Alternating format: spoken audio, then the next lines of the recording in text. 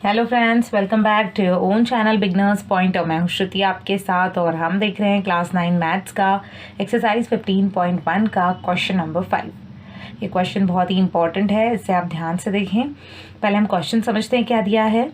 N organisation selected 2400 families at random 2400 families का survey किया गया and determine relationship between income level and the number of vehicles in the family.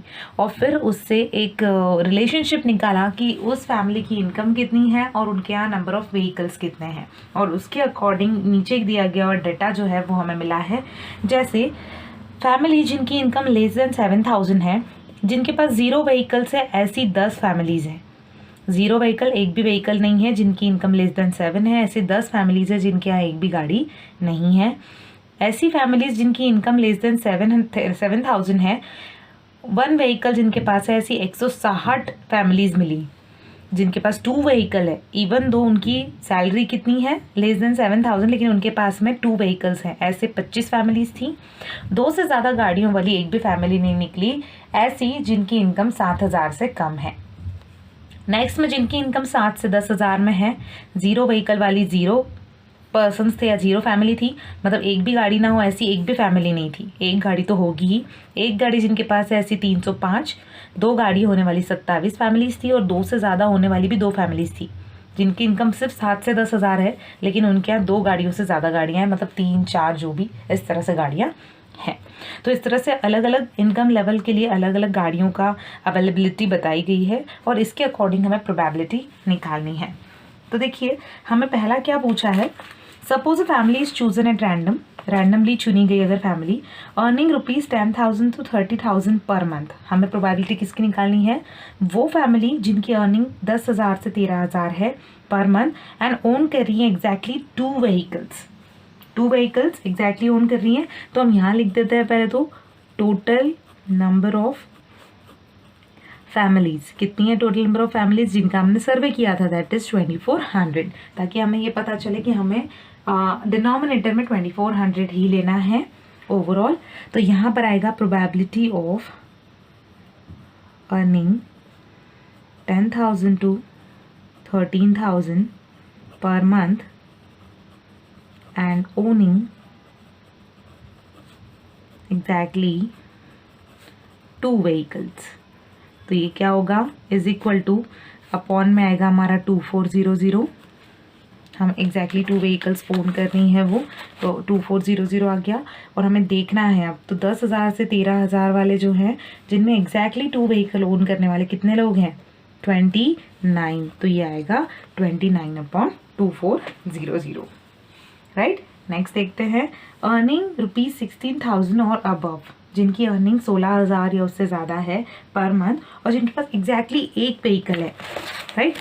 तो यहाँ पे आपको probability of, ये पूरा लिखना है हमें, अर्निंग 16,000 और above per month and owning exactly 1 vehicle is equal to 2400। तो नीचे आ गया ओवरऑल, और ऊपर वो फैमिलीज आएंगी जिनकी 16,000 से ज़्यादा पेमेंट है और जिनके पास ओनिंग एग्जैक्टली 1 व्हीकल एग्जैक्टली है।